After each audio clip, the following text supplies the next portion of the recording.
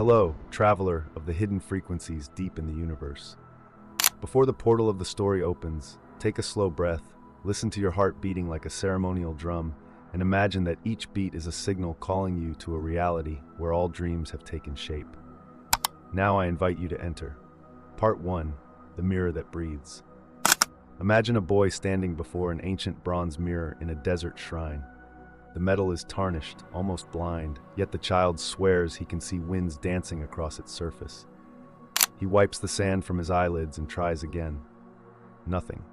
Frustrated, he strikes the frame, and the mirror exhales a single warm breath against his cheek. In that moment, he learns the first secret. Reality is a lung, inhaling who you are and exhaling what you see.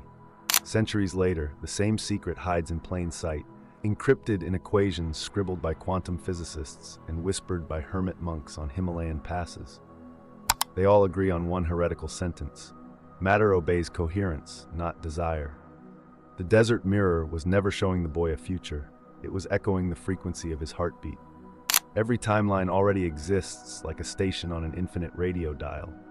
You do not drag the station toward your living room. You tune yourself until its music erupts from your speakers. Bob Proctor called this the law of vibration. Joe Dispenza charts it on neural scans. The HeartMath Institute records it in electromagnetic ripples 60 times stronger than the brain. Yet statistics never thrilled anyone into awakening. So let us slip statistics back into their laboratory drawers and follow a living example. Meet Amara, a freelance translator in a cramped apartment overlooking neon roofs of Bangkok. Each dawn she recites, "I want abundance," but the cracked ceiling chuckles as rainwater drips into a plastic bowl beside her mattress. One Thursday, she discovers a dusty line in an out-of-print book. "Act as if you already have everything, and life will flow." The words feel ridiculous, until lightning knocks out the power, and she is forced to imagine candlelight. In that darkness, she closes her eyes and whispers, "What does abundance smell like?" A memory answers, cinnamon steam from her grandmother's kitchen. She inhales the phantom aroma. Her shoulders drop, her pulse slows, her lips curve. Brainwaves slide from frantic beta to sweet alpha. Her heart synchronizes. She crawls beneath the leaky roof, but something inside her no longer leaks. This is not fake it till you make it. Fakery is a costume. Frequency is skin. The universe ignores costumes. They crumple at midnight. Skin vibrates long after voices fall silent. The next morning, Amara walks to a cafe as though wealth hums beneath every step. She tips the barista with a coin and a smile wider than yesterday's paycheck. That vibration registers in another customer, a documentary producer hunting for a Thai English narrator. 2 weeks later, Amara's voice introduces a film that streams to 1 million screens and sponsors wire more money than she has ever touched. The roof gets fixed, but by then she has already learned the truer miracle. Abundance began the moment cinnamon filled her lungs, not when numbers filled her bank. Why did the field respond? Because emotions are embossed electricity. When heart and thought marry, they issue a royal decree across subatomic kingdoms. A line. At first, only a handful of particles obey. Soon entire lattices reshape, circumstances resequence, strangers appear with keys you never knew you lost. To the untrained eye, it looks like luck. To the desert mirror, it is simple resonance. But resonance demands consistency. Picture a violinist sustaining one pure note while trains thunder past the concert hall. If her wrist trembles, the note shreds. Likewise, if Amara slides back into scarcity, the field receives garbled instructions. Part symphony, part static. It will reflect that confusion flawlessly. The mirror never lies, it multiplies. So how do we steady the wrist? Ritual. The ancients laced power into repetition. Beads on a mala, breaths in pranayama, steps in a pilgrimage. Choose one micro-ritual and guard it as a dragon guards fire. Perhaps each dawn you taste one raisin as though it were the first grape ever birthed by earth. Perhaps each night you journal from your future desk, oak-scented, sunlight-kissed, describing emails of gratitude you already answered. Whatever you pick, perform it until neurons grow highways where footpaths once meandered. Neuroplasticity is geography, and the brain loves building bridges toward pleasure. Skeptics will mutter, "Show me proof first." But proof is a mirror's exhale. It arrives after the strike, never before. The quantum field is a shy musician. It plays only when you demonstrate you can carry the tune. This is faith. less a religion than a subatomic handshake. Before part 2 unfolds, ponder this. Everything you crave is not hidden in clouds of tomorrow. It waits in corridors of now, coded in a dialect only your vibration can pronounce. The question is no longer, will life give me what I ask? But am I fluent in the frequency that commands? When the answer shifts from doubt to certainty, the mirror breathes, the lung exhales, and clay arranges itself into whatever sculpture your resonance demands. Part 2, the language of the field. What if your every sigh, your every hesitation, your every half-hearted choice is a language the universe understands fluently? Not metaphorically, but literally. The quantum field does not speak English or Vietnamese or Sanskrit. It speaks in vibration, and you, whether aware of it or not, are always in dialogue. Every moment you emit a frequency. When you worry, when you rejoice, when you scroll mindlessly or step barefoot onto cold morning tiles. The field is not judging, it is simply listening. And more than that, it is mirroring you with architectural precision. Let's return to the analogy of the radio. The music you long to hear, whether it is the frequency of love, financial abundance, radiant health, is already playing. It's already here. But if your inner dial is tuned to static, fear, doubt, scarcity, that music becomes inaudible. You may still pray for it, hope for it, affirm it every morning, but unless your being aligns, the signal remains lost in noise. Greg Braden calls this the language of the heart, a biological and energetic coherence between intention and elevated emotion. Science supports this. The HeartMath Institute has proven that when the heart and brain harmonize, when thought and emotion align, a person enters a state of electromagnetic coherence so powerful that it influences not just the body, but the environment itself.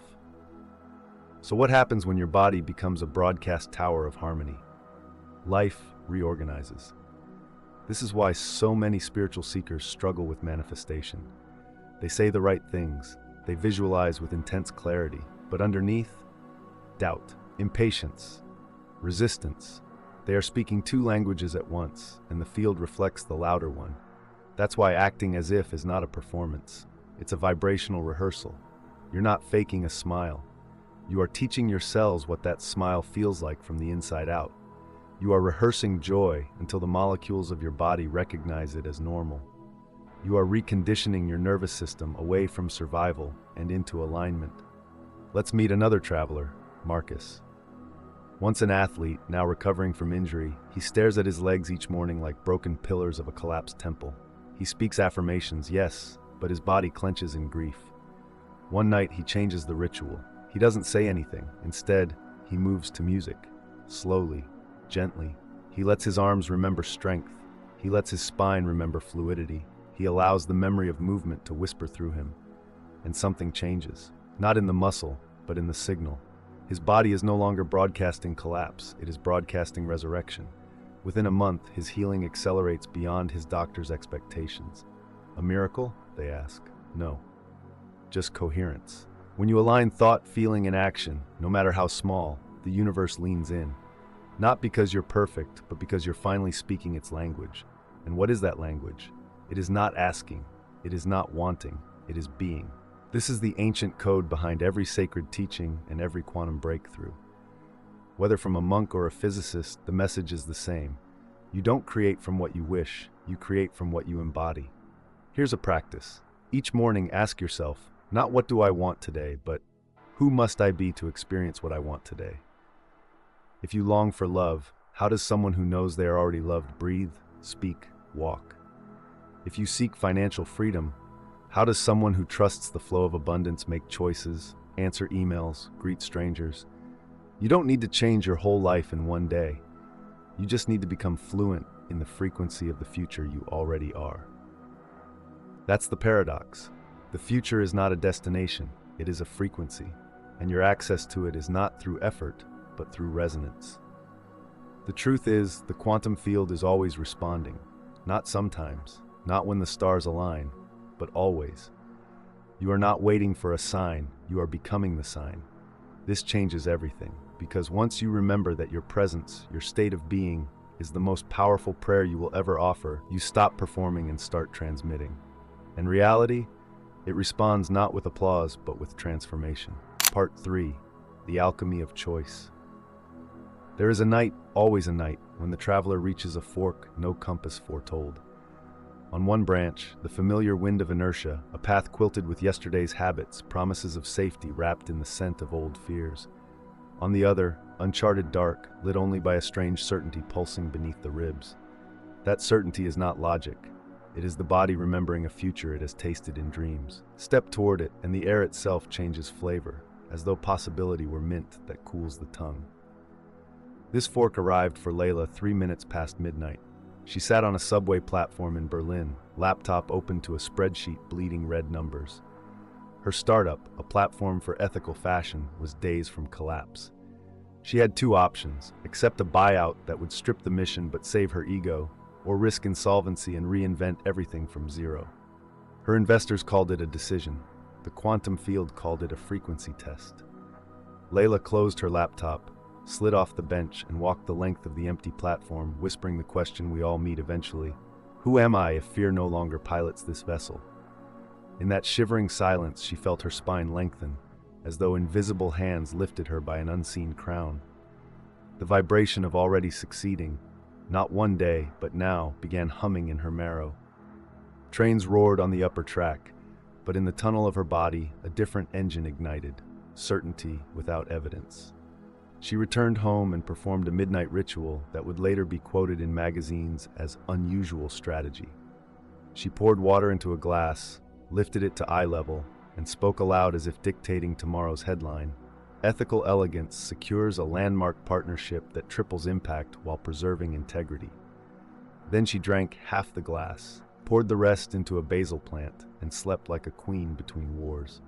3 weeks later, an Italian artisan collective, unknown to her, emailed. They had followed her blog for months, loved her transparency, and offered to supply fair trade textiles at cost if she would feature their story. The press release wrote itself. Investors who had doubted her returned with softer voices. Cash flow stabilized, but more importantly, the mission remained intact. Some called it coincidence. Layla smiled at the basil sprouting new leaves and called it consistency. The water she blessed carried instructions. The plant, the soil, her bloodstream, they all obeyed the same code. Herein lies the alchemy of choice. Every choice is a tuning fork.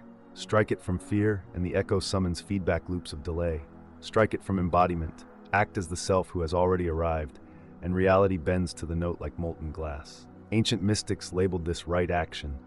Neuroscientists map it as prefrontal alignment. Entrepreneurs brand it gut instinct. But beneath the jargon swims the same river, coherence birthing momentum. Momentum, however, is fragile when newborn. Like a flame cupped in trembling palms, it requires shelter from the winds of doubt. That is why the elders hid wisdom inside repetition. Sunrise salutations, evening chants, inked sigils traced daily. Repetition is armor. It sculpts the neural mycelium that ferries new electricity to every frontier organ. Without it, inspiration remains a tourist. With it, inspiration becomes a citizen. So craft your armor. Perhaps each afternoon you pause at 14:14 and inhale for a count of 7, exhale for a count of 11, imagining the exhale sweeping old circuitry like desert wind clearing abandoned tents. Perhaps you practice future memoirs, writing letters dated 5 years ahead, addressed to the mentors you have not yet met, thanking them for lessons you can already taste on the back of your tongue.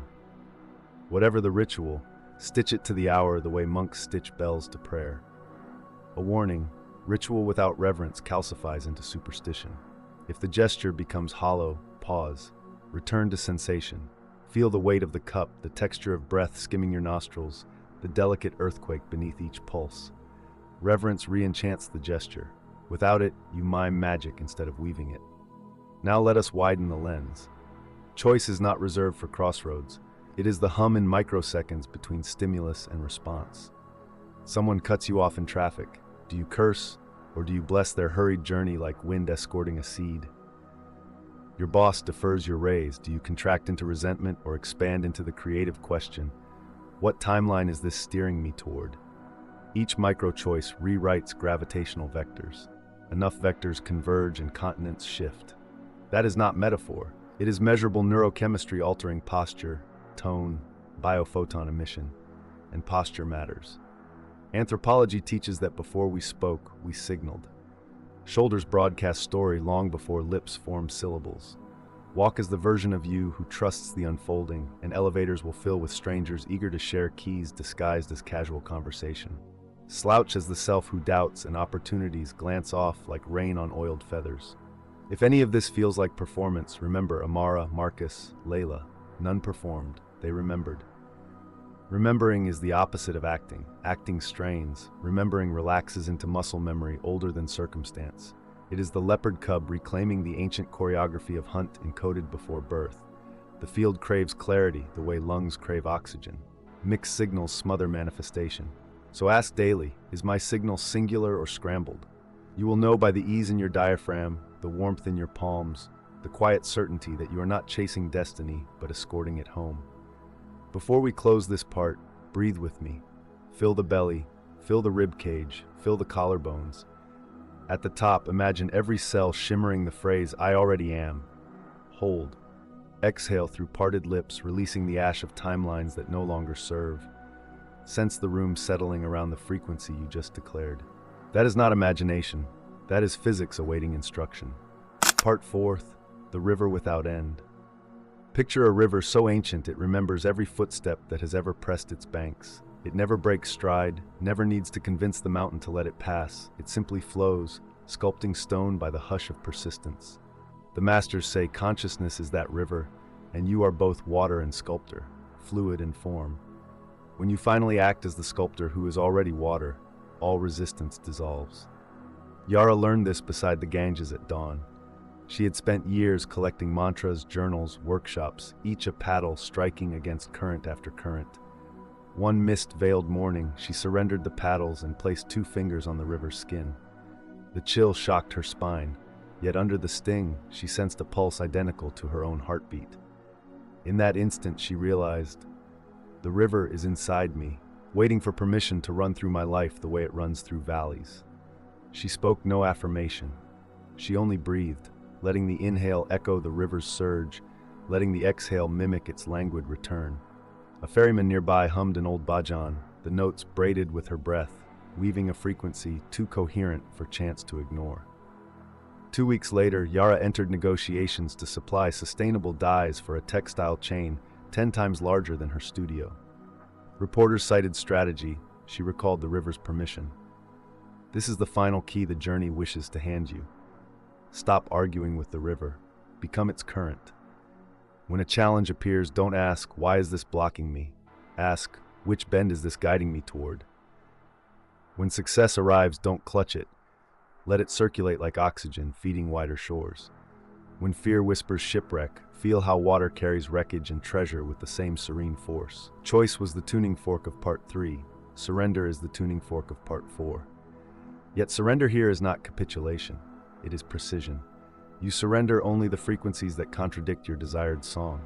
You surrender the static, keep the symphony.